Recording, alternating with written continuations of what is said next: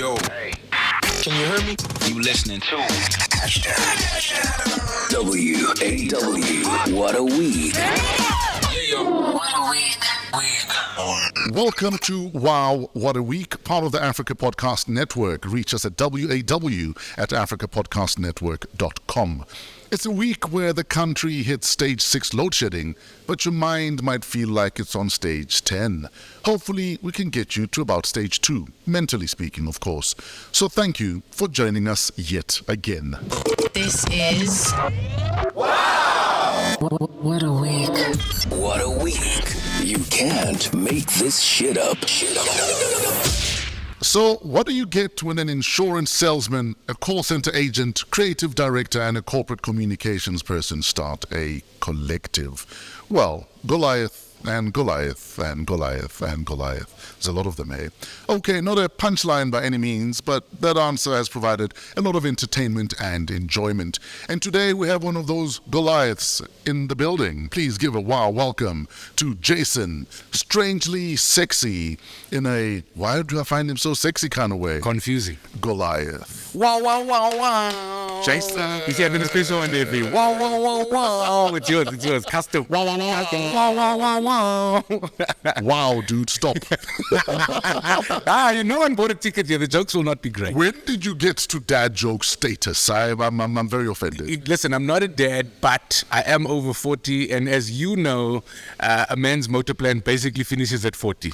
I know you're not supposed to ask people, when do they plan to have kids? But do you and Sean plan to have a family by any chance? No. Or am I stepping over a line? No. I mean, I'm wearing a condom right now. I'm not taking any chances. Yeah, and also fertile. Eldorado Park. The most fertile specimens. No, listen, if I flirt with you for too long, you're nauseous in the morning. I'm telling you.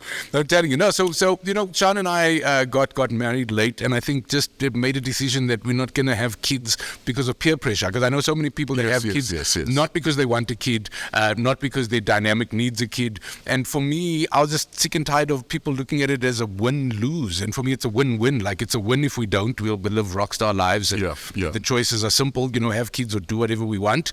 Or we'll win because I think we'll be great parents if I do put one past the keeper and, accidents happen. So we're ready for anything, but the choice is not. What was it about Sean that said, I think she's the one? Apart from the fact that, yes, I can pronounce her name. Yes. Because it looks like Cyan. Yes. Many people get it. Cyan is my favorite version. In fact, from elders, I expect you to call her Cyan. No, because she comes from Paul. Yeah. So, she comes from Paul. And in Paul, Cyan is a name. That's, wow. You know what I mean? So yes, I married a girl named Boy. That's essentially, no, that's not... You know what it was? Yeah. Is I can't explain this, but I've never met anybody who felt like what? Enough is such enough. Like, I can't explain it. Like, because I believe that in order to have the thing, you need somebody that's strong enough to push and keep you up.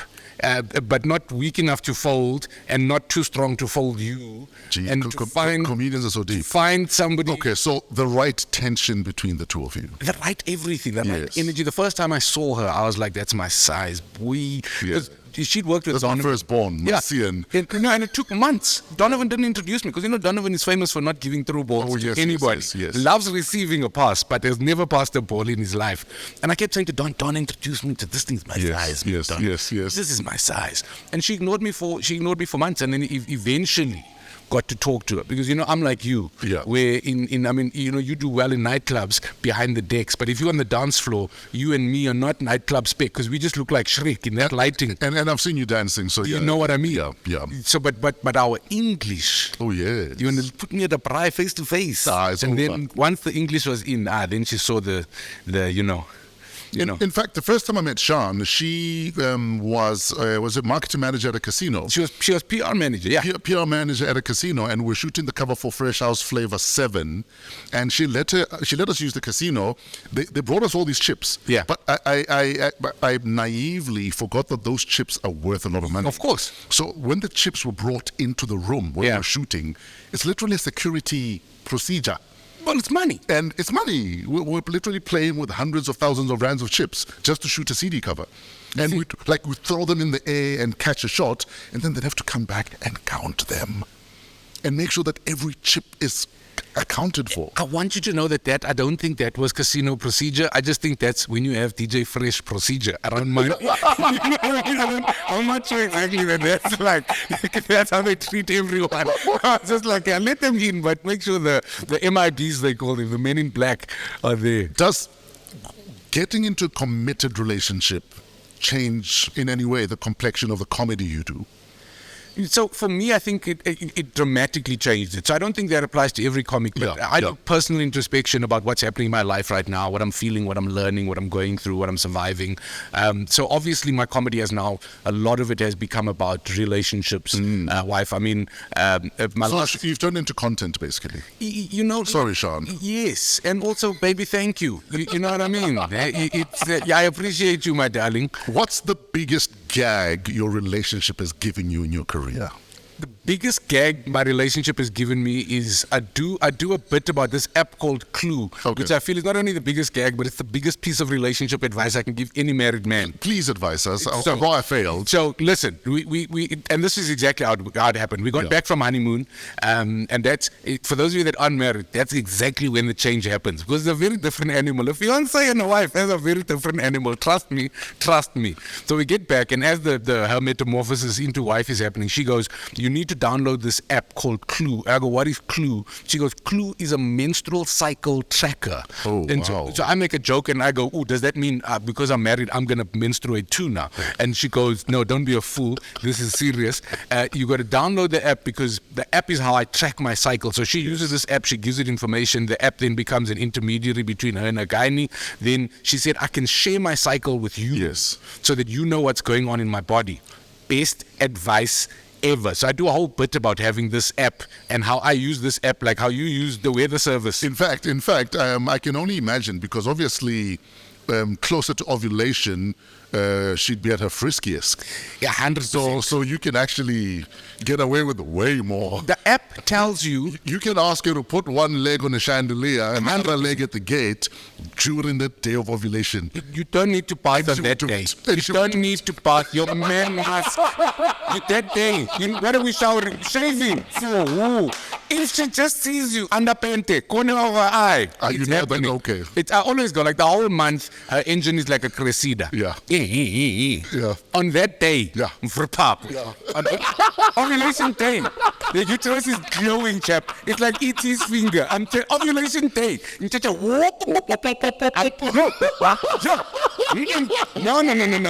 You pull out camera and point the next day. There's an arm that comes out and just, Anyway, so we have you here for you can't make this ish up. The Dalai Lama is in pool for asking a boy if he'd like to suck his tongue.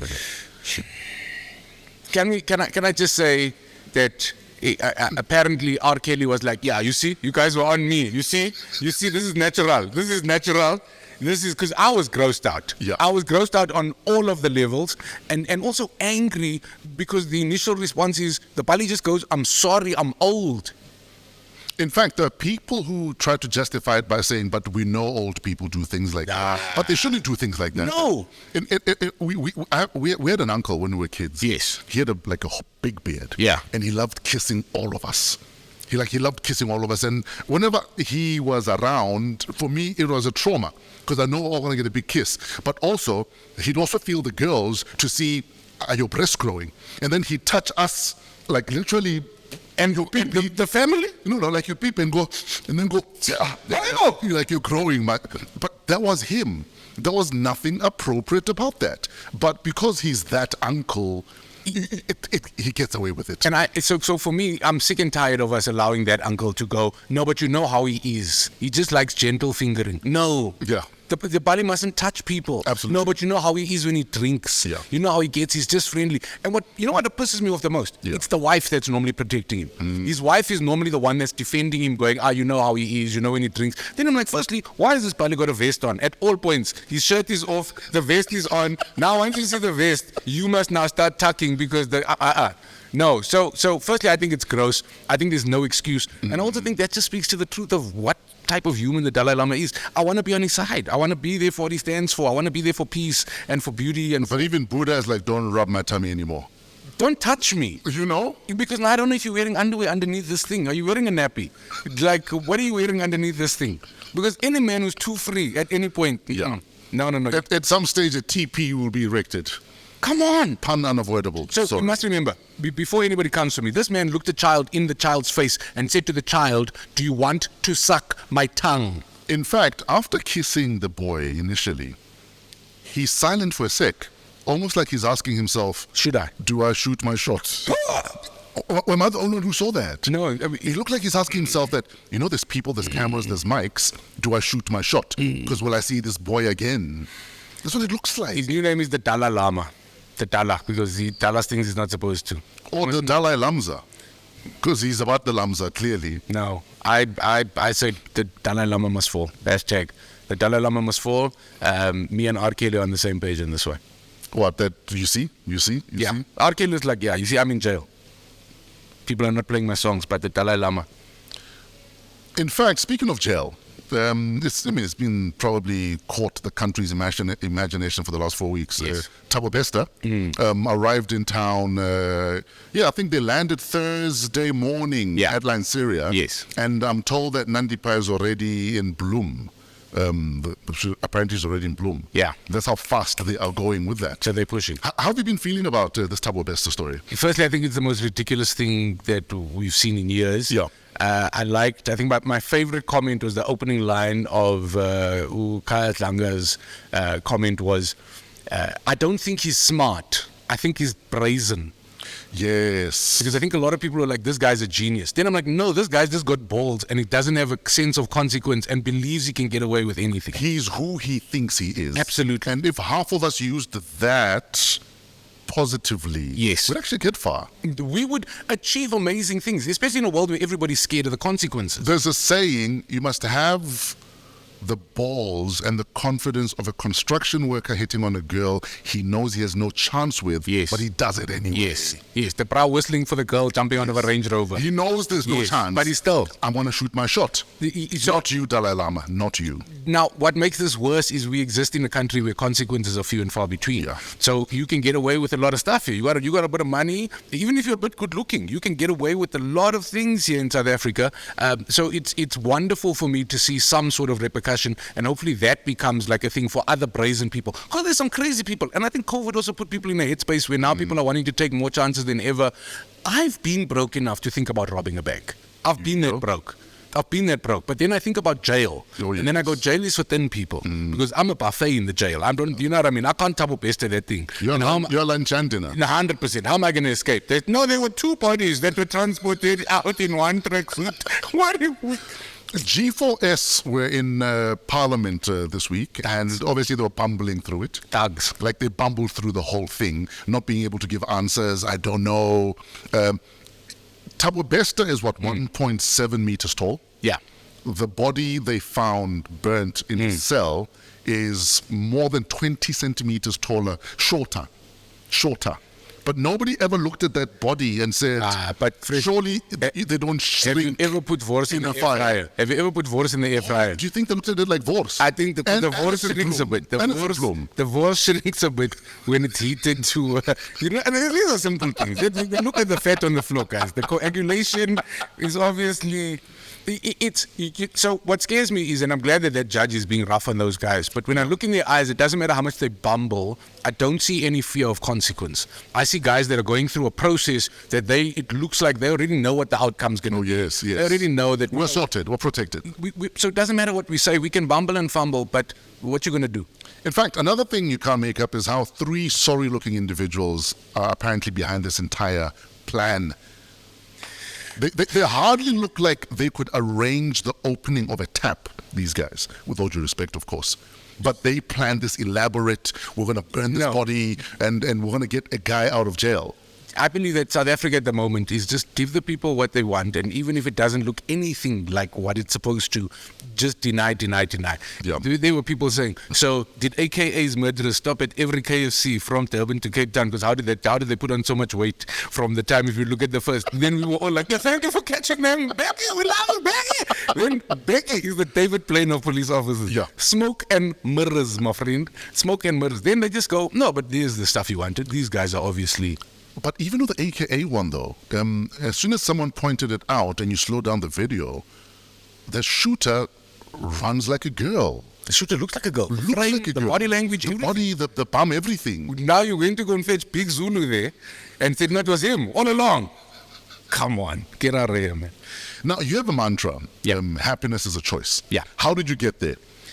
Man, I think I got there because I was desperately unhappy. And the things that made me desperately unhappy were the things that kind of the world told me that I was supposed to have. Like what? Like I was... Oh, because you were living with your mother and you're past 30. Well, yes, and that's what you do when you go broke. There's no house like mommy's house. Me, I'm not ashamed. Ma, I'll come back. I'll come back now. It is what it is. But you were in insurance sales. Yes. And you guys are meant to be making money. And then 2008 came. How did it go wrong? So I started in sales. We then opened a brokerage, a business partner and I. You see, the problem is that you got a brokerage. Yes. So and you went broke. We went very broke. And then 2008 came. And in 2008, I realized South Africans would rather pay for their DSTV than their life cover. They care more about entertaining their kids in the short term, than protecting legacies in the long term. And we tried to diversify, did some business with some bad people, and went under in spectacular fashion. And that's where the mantra started, is because in my 20s, my happiness was linked to my bank account. When I had bucks, I was in a good mood. No bucks, bad mood. It was a very simple thing. Then I realized that A, I'm giving money too much power, and B, nobody's coming to make me happy. I must decide to be happy. It's nobody's responsibility. It's not my wife's responsibility. It's not my mom's responsibility. It's not my friend's responsibility. They can be catalysts. They can add to the happiness, but fundamentally, I've got to find my happiness where my feet are now, with my current debit order situation, with my overlapping stomach. I can't wait until, okay, I'm out of debt, or I've got a new house, or I'm in a new relationship, I'm out of an old relationship, because everybody's vicarious. I'm going to be happy when. Then we don't have time. We don't have time to wait. Find your happiness now. Or I'm saving because I want to spend this money when I'm 50. What if you don't make it to 50? What if you don't make it to 50? We're not saying be reckless with your money and your spending. No, not at all. But if you have a bottle of champagne, pop it today. It's that saying of plan like you're going to live forever, but live like you're going to die tomorrow.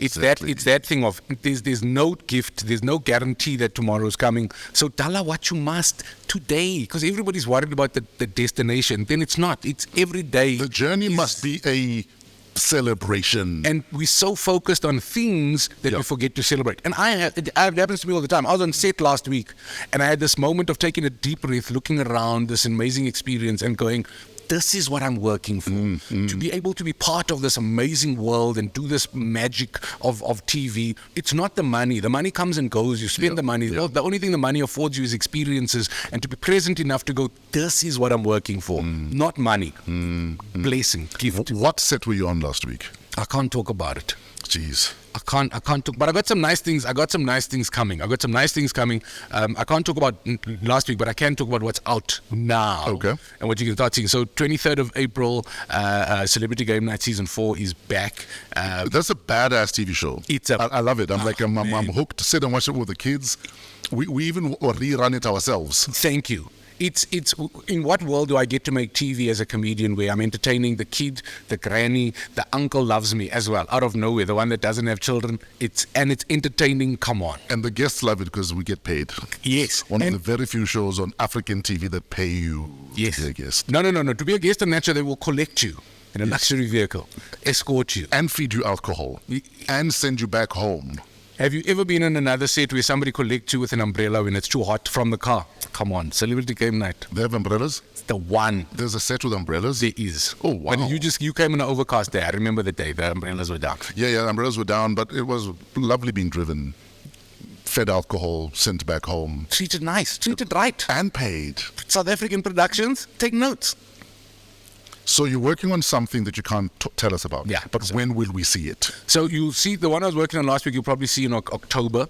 I've got another cool one that should be launching in July. Yeah. But what's just dropped yesterday is my new episode of Giving It Gears with Jason Goliath on Red Bull TV, which is I think it's like one of those shows that I just pinch myself all the time because it's like a thing that I just get to go and tick off bucket lists. This latest episode, I'm with the Drift brothers, who I've been following for years. These are German boys that modified M4s. They brothers and they drift and they compete and they make content. And I got to hang with them. So they were here in the country for M-Fest. We took advantage of that and got to shoot for a few days. And these are like colored guys. Like if Eldorado Park was in Germany, the same. So they're from the elders of Germany. They are the elders of Germany. Yeah. It was like my brothers from German mothers. The best. Just go and watch the episode. If you're into cars, drifting, humans, fun, action. Where do we find that episode? So the episode is available for free on Red Bull TV. And Red Bull TV is not like a subscription service. You don't even need login details. You just go to Red Bull TV, click the link and watch it for free. It's lovely. There is speaking of TV, there's a new series on Showmax. Yes. It's called Adulting. It's about 4 gents basically living and loving in Joburg. Yeah. But it also stars, I don't know if you remember Ketty, we're from Generations. Played by Winnie and Jabba. That woman lied to us, eh? Why? Because we expected our wives to be like that. We expected To be on some Yebo Baba. My wife has never said Yebo Baba to her. Never. You never hear that booty. What Baba? I've never received Baba name. Maybe I'm sorry, I'm putting our business in the street. That woman made it look like... Not even role-playing Sean said Yebo Baba to you. No. I've never, on record, got a Yebo Baba. You're built like a Zulu warrior, ready to go to war for King Shaga. But I am dating. Remember the moment that we all said, why did Will Smith laugh before going to slap Chris Rock? Oh, yes. It's because we forget that in that moment, what Chris Rock said was hilarious. Then Will Smith turned his head and looked into G.I. Jane's eyes. Yes. And G.I. my Jane wife was like, is this all you're going to do? My wife is cut from that G.I. Jane cloth, my yes, friend. yes, she is. I'm scared of my wife. I'm afraid. Maybe you don't need to call me Baba. I'll call you my Baba. Anyway, so Winnie, a.k.a. Yes. Ketty, The great wife, yeah. She plays MEC of Arts, Beth, Yes. in Adulting. Oh, yeah. And she is loaded, but she's also got a toy boy. Okay. And there's a scene. This is the part you can't make up. Because in my mind, I know how TV works. Yes. It's a character. Yeah. Kitwe was just a character.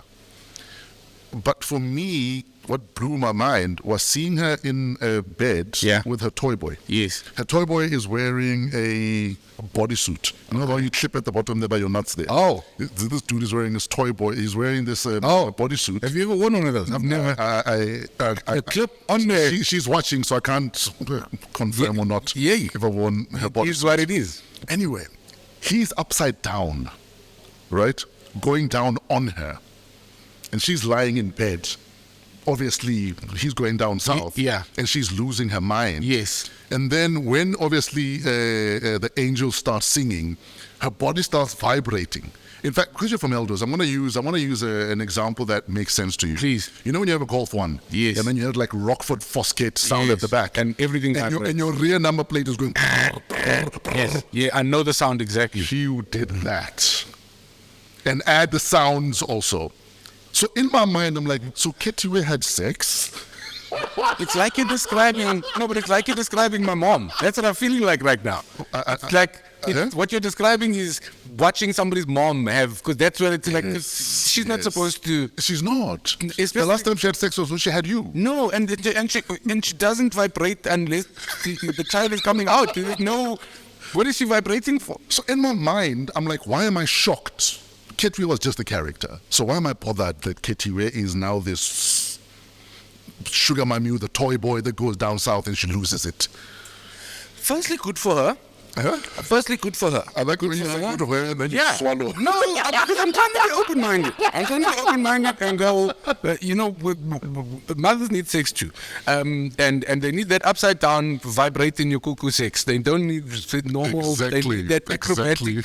Because imagine how sexy it is to be able to go pa and then unclip a man's bodysuit and then release. You know what I mean? It could be, that's like, this is a 2-finger operation. It's a pa. You know what I mean? Because that's how you do it. How else would you release it? I think only guys with experience know how to actually release it with one hand. Boys don't know how to release it with one hand. Because also you've got to release and not have the shoot back. Yes, exactly. Because that's dangerous. Exactly. I'm just trying to get away from the scene. Because she shouldn't be doing the scene. No, but she is. I know that she's a character with a career, but But listen, shout out to Chedza Pictures. I'm loving Adulting. I think the casting is brilliant. Storyline, love it. And just we get to see the other side of Ketiwe. You know, I don't think that South Africans appreciate how great South African content is becoming. Oh, yes. Under the context of the budgets that we're allowed. Now that there are budgets. No, but even now that there are budgets, we still so budget in South Africa is generally It's still rubbish. No, it's generally they've got one episode internationals budget to do a full season here, and that's considered budget, and that's no joke. So many of the shows you watch, they've got like I remember Strictly Come Dancing, their budget for the season was the same as the UK budget for one episode, and we're still making good stuff. So we got writers that are earning next to nothing, Yes. that are still making good stuff. We got an industry that are not wealthy. You don't make you on TV, you're not making bucks, but it's still coming through. So I just think that the talent is exceptional. We had the same problem with SA's Got Talent. Yes. Where our entire season was probably less than what each judge in the US or the UK were earning. No doubt. You know what I mean? No But doubt. we still had a kick-ass show and made it work. Came through. So shout out to all TV and movie makers in the country. You guys are making like magic out of nothing. Okay, yes, you do pay rubbish. Yeah. But you're making No, some of you are magic doing out of shit. nothing. Some of you are doing shit. You know yourself. You know yourself. Some of you are taking chances, glad rolling the dice with that SAB. Stop it. Finally, in the US, the National Recording Registry inducts music from Madonna, Mariah Carey, Queen Latifah, and Daddy Yankee. So the National Recording Registry pretty much preserves American history through recorded sound and is supposed to reflect the nation's diverse culture. Now, for me, here is the clincher. Queen Latifah is the first female rapper to join the National Recording Registry with a debut album from 1989. When she was just 19 years old. Why in 2023 are we still talking about the first female to ever do anything in any country? I rather want to talk about why we're still shocked that we're still having these conversations. Oh, but then again, it is America. No, 100%. And I'm always trying to say to people, like, because you know how it is, you do something a little bit well, and everybody's going, when are you moving to America? Yeah. And here's my honest, and I hate that I'm saying this on your thing because it's gonna be on me. If you want to feel black, go to America. Sure. You want to believe me, South Africa, we live so well. You want to feel black, go to America. Don't go to New York. Don't go to LA. Go anywhere out of any of the big metropolitan cities. And don't go to Atlanta. It's not a reflection on America. 100%. Yeah. You are. I mean, I remember Robbie Collins telling me a story that he's on stage outside of one of the major towns, and literally somebody just from the audience, who's a full white audience, shouts, "Shut up, nigga." Oh, wow. Now, if you in South Africa, And you try had to say "shut up, K-word," Yeah. as a comedian, I don't have to take care of you. The audience is going to finish you. But I will come in. I will. I will come and contribute. I will. No, 100%. But it's going to take me time to get you because just the people around you. Yeah. In the States, the show carried on. Nobody reprimanded the person. Nobody even looked at her funny. The audience was like, "Yeah, what she said." Then you go, no, South Africa is actually lovely. I can't even Do I want to live there? No, I don't. No, I want to live here. And a very wealthy man described it to me when I said to him, "Why do you live here? You don't do business here." He said, "Because I know myself. I need first world things with a little bit of third world thinking." And I said, "What does that even mean?" Sure. He said to me, "If I lived in Australia and I got caught for speeding, I go to jail. I live in South Africa, I get caught for speeding. There's a young negotiation period. There's a young window period of luxury." I don't even know why I'm laughing. I should be laughing at this. No, because the more you think about it, the more you go, yeah, yes, we do need a little bit of third world thinking. It is what it is. I love this place. And our cost of living is not as bad as in a lot of these countries. No, we live well, man. You can actually live on next to nothing in this country. Which I think is the blessing and the curse. You know, one of my favorite comics, Titi Chumia, said, I don't even think he realized how smart the thing is that he was saying. He said, the major problem he has with South Africa is the fact that in our economy, one man can pay another man's salary with the money he has in his pocket. Oh, yes. And it's that wage disparity thing between haves and have-nots that is a hectic thing. But then when you come to the realities of life, you can now choose which side of that line do you want to live on. And I don't think there's an easier space to move above that line than in South Africa. I think if you put your head down and you work hard here, you can do things. But it's not easy. So do you believe South Africa is still alive with possibility? Despite all that is happening, the load shedding, the crime, the assassinations, Bruh, I wanna say yes, because I think that we have to, but I think that possibility, we look for it in the wrong places. I think that we live in a dream world. If you think the government is trying to make us a first world country, if you think politicians go to bed at night trying to think about how to reduce the gap between haves and have-nots, or that they struggle to sleep at night. yeah, 100%. And if you think politicians are idiots, then already you've lost the battle. I think those are the smartest men in the room, and I think that we get fed what we need to be fed. And if you think about capitalism and the way third world, financial ecosystems work, it's the easiest way is to make a handful of people super wealthy, and they feed off of everybody else. So I believe that we've got a better chance of becoming just like most African states than getting closer to the first world. Then once you've accepted that, because I'm all about acceptance at the moment, you stop pretending things are not the way they are. Accept, play the rules of the field. And once you've accepted that our ecosystem is going to divide even more haves and have-nots, which side do I want to be on, and stop being emotional about it, I think that's when we win. Hope? I'm not sure. There's a tweet I read, someone saying, I don't know why you guys keep making this noise about our education. It's not in our interest to have critical thinking, educated youth.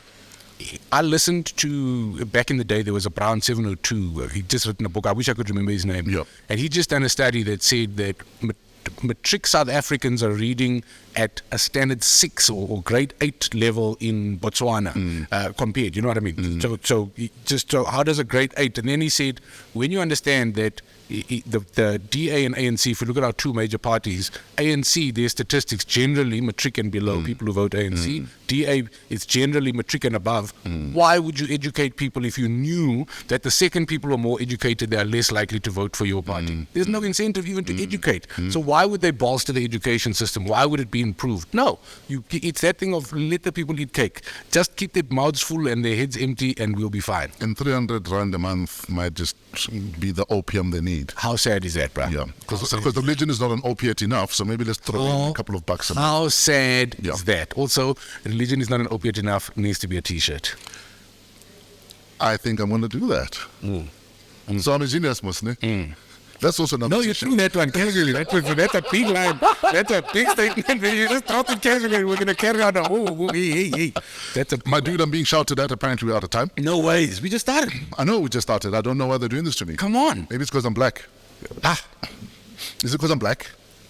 Why is no one making eye contact? If the host was white, would you be doing this? Yes. Look at them all looking at I would have had at least 10 more minutes with Gareth Cliff now. Exactly. Cutting it off. Who knows? Gareth would have said, we'll get more tape. We'll fix it in post. We'll get more tape.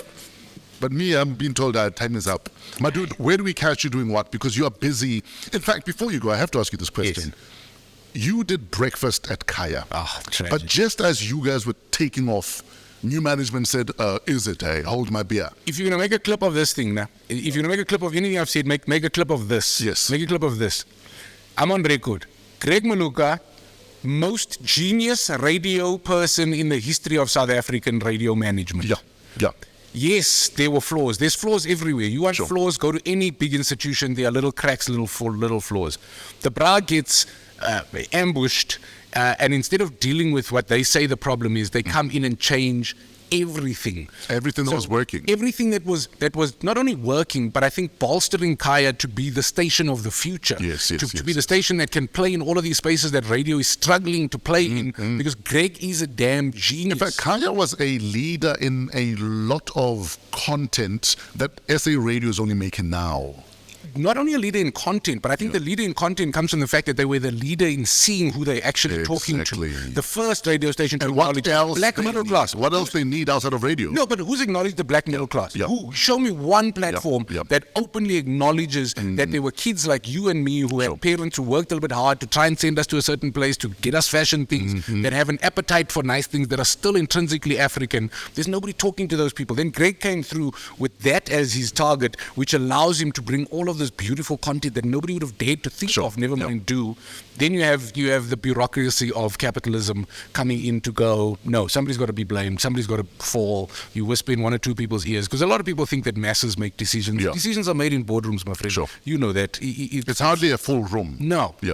It's one or two people, it's personal agendas, and I think Kaya's current situation is a result of acting on personal agendas instead of acting on business numbers. green. Business numbers and facts. Come on. And I look forward to the day Kaya actually admit that we need that man back. Because without him, you guys are rudderless right now. They'll never. And you will keep bringing in your consultants. In fact, I hope you phone him and he says, "Futak!" That's the only thing I'm going to say. I hope he presses you here. You know yourself. I hope he presses you here and goes, "Futak!" You're bloody foolish. Damn it, it makes me mad. That whole Kaya situation made me angry. I think I was, myself, David O'Sullivan, Skumba to a degree even, collateral damage. You know what I mean? There was great thinking, great foresight, great insight, and just as it was taking off, as this vision was coming to fruition, somebody made a bad decision. I wouldn't be surprised if we were told the numbers are down in terms of revenue. I wouldn't be surprised at all. I'm sure the numbers are down. Yeah. Who listens to that? I wouldn't be surprised that the numbers are down. Who's listening? I don't know anybody that's listening. That's my problem right now. Why? Because they don't know who they're talking to. And before, the reason people listened... It was intentional. They were on purpose. You knew you were being targeted. They were on purpose. Yeah. So now you've got. I don't know what's happening. But it's terrible. It's archaic. And I wish the presenters... Tibos, I wish you luck, my brah. On that note, I think we are done. Yeah, I think I'm done in radio as well. On that note, I feel like... We've had our best tea. Got it off our chest. Yeah, I feel better. My dude, you kick butt at everything you do. And that's what I hate and love about you. Because, there's something to hate about the guy who gets everything he does right. But there's also something to love about someone like you who says, "Oh, you want me to fly a plane? Okay, yeah, step aside, let me fly the plane." You are that guy, and you will fly the plane. That's what I hate about you. I'm born with that. How hard could it be, Gene? And it's a problem. That way I look at something and go, if you can do it, then I could probably... Like, what's so special about you that I can't do it? And I do that in the context of being a big person. Yes. Because my worst videos is seeing fat people flop online. I'm always like, you're letting all of us down. You know when you see a fat person behind a boat and there's a parachute, I'm like, what are you doing there? No! So you also got to know yourself. And within the context of that, I'm not doing foolish things, but I do get to do some ridiculousness. And I learned from you, bruh. I've been, a fan of yours from YFM days. Yeah. I remember being groggy and bubble-ass at varsity and them saying, fresh, they used to come, because I was this big guy with a deep voice. Yeah, and a big head.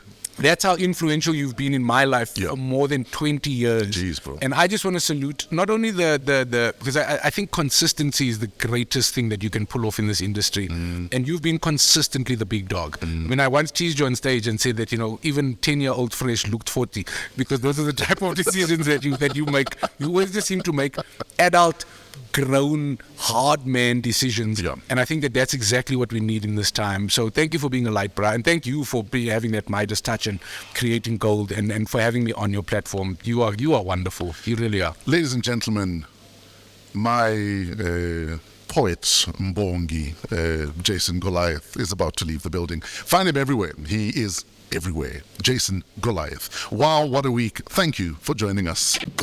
This is What a week. What a Week. Tech. His nickname is a robot with soul. Whether that's got to do with his moves on or off the dance floor, we're not sure, but we do know that he's got an intriguing brain, and that's why we'd like to give a wow welcome to our tech feature guest, Langa Zulu. Thank you. Thank you, Big Dog. Now, thanks for joining us. Really dude. appreciate this, Now, his title, you've got quite a title and a half that I am looking for.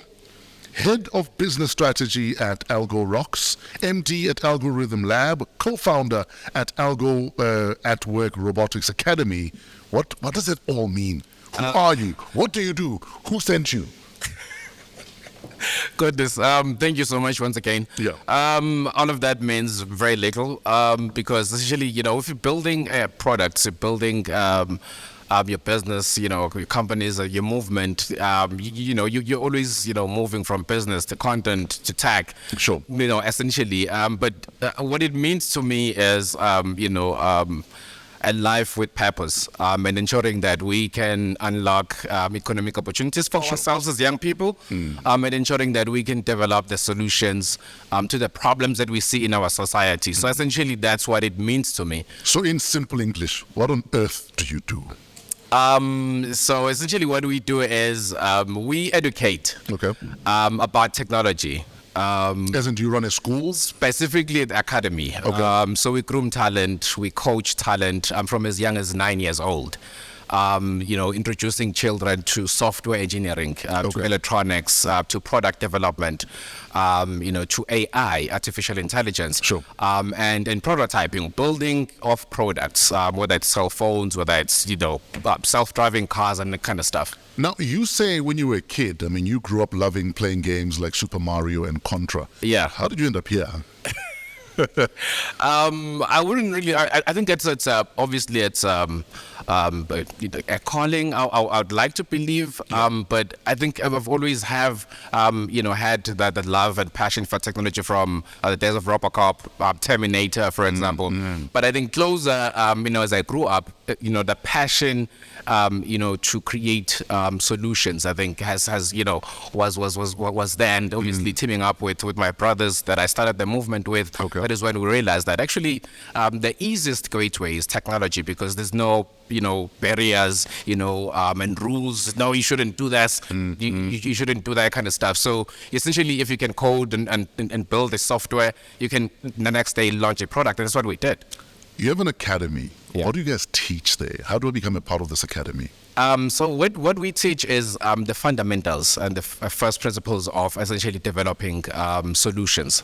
And solutions, by solutions we mean it's essentially anything. It could be, as I was saying, self-driving car, a smart house. It could be anything. But what we essentially, the culture that we build and we instill in the trainees and the talent is essentially the culture of realizing the problems that you have in your society and saying, what is it that I can do with the skills that I have, which you then attain at the academy, software engineering, coding, the aspect of robotics. We give you electronic sensors, and then you start to put together and design these solutions, these robots, essentially as solutions for our society. And that is where you then start to unlock the aspect of economic, empowerment, because through that, you can then start to look at the IP, licensing it, putting it to the market and selling it and things like that. So before we even talk further about your academy and have parents now wanting to enroll their kids, are you accredited? How do we know that if I go to this academy, I'm getting value for money? It's not a fly-by-night,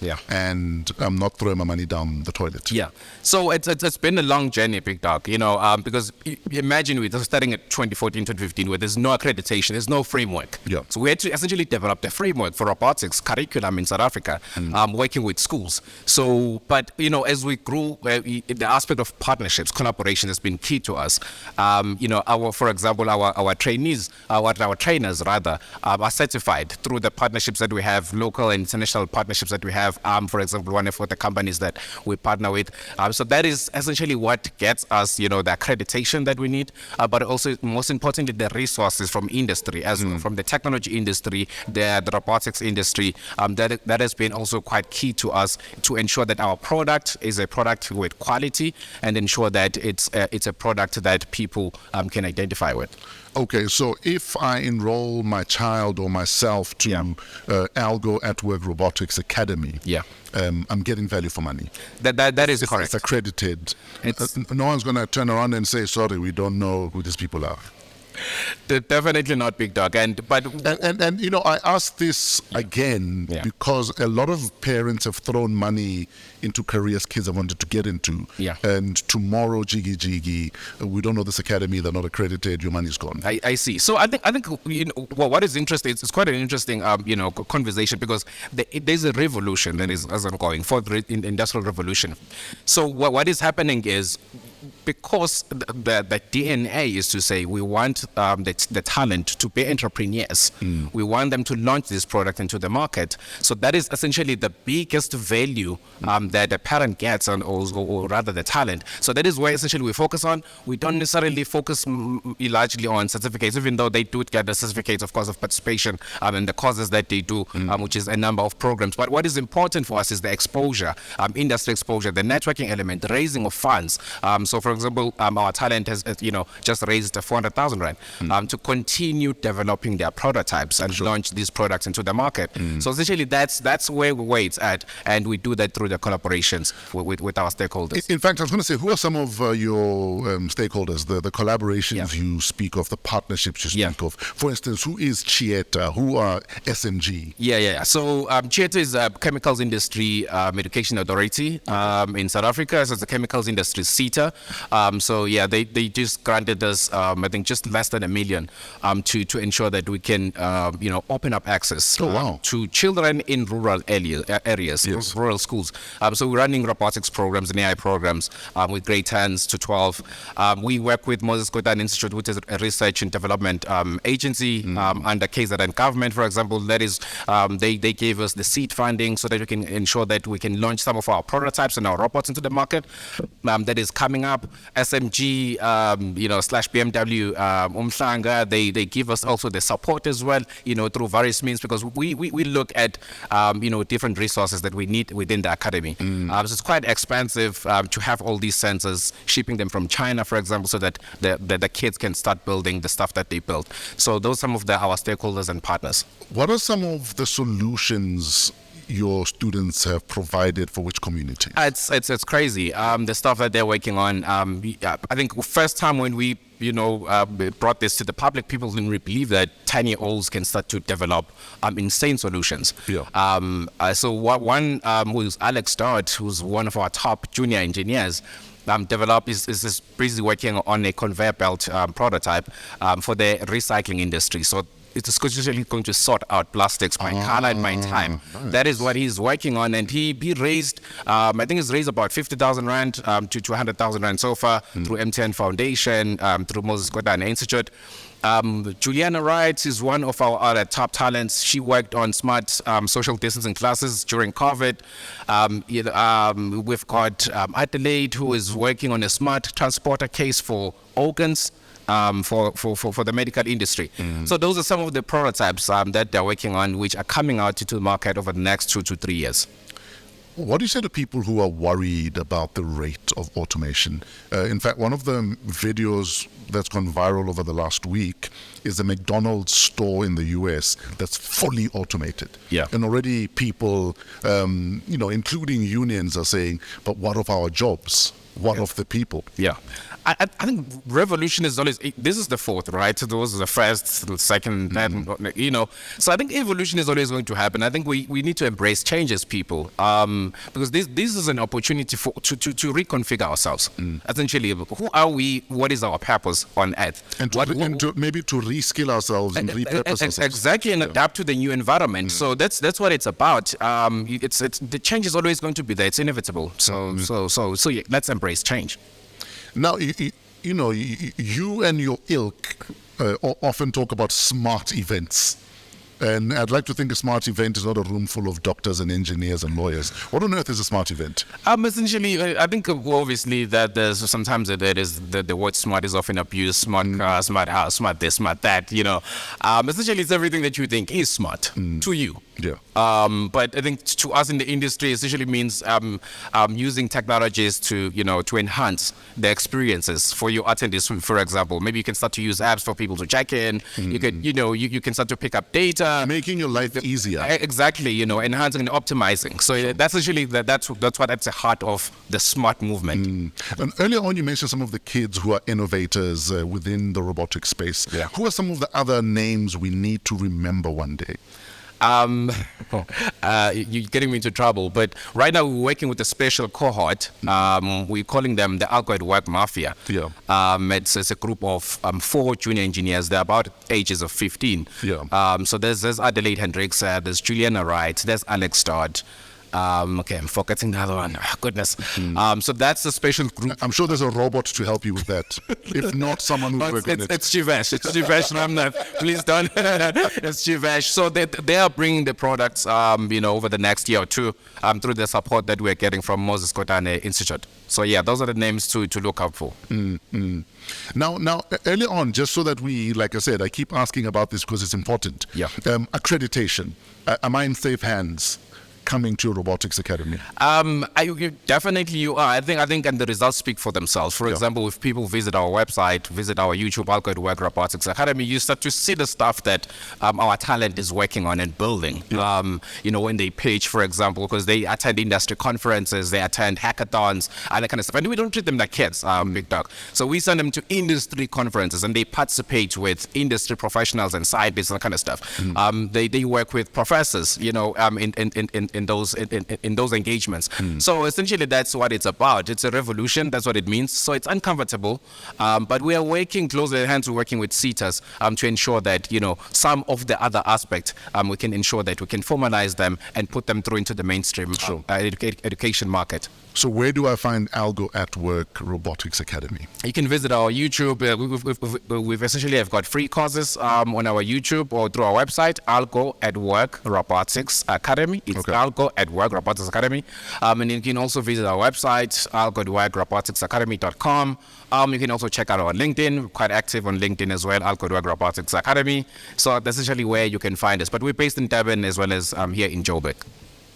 Brother man, the revolution, unfortunately, like you said, will not be comfortable.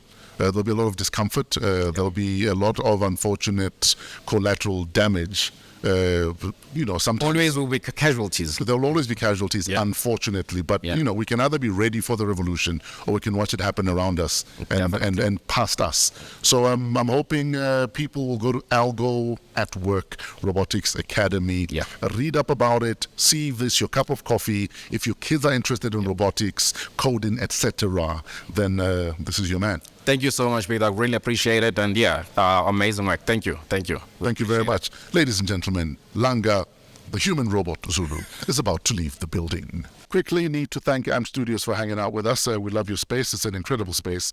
Shout out to Africa Podcast Network. Pezulu works for the cinematography, our audio engineer, magician, artist, the Floor Fraser, and shout out to our guest, Langa Zulu from AlgoAtWork Robotics Academy, and comedian, businessman, TV presenter, Jason Goliath, creative director, Krivesh Mohan, and show producer, Keletso Mutisakeng. You can get in touch with us at WAW@africapodcastnetwork.com. Please remember to subscribe. This is... Wow! What a week. What a week.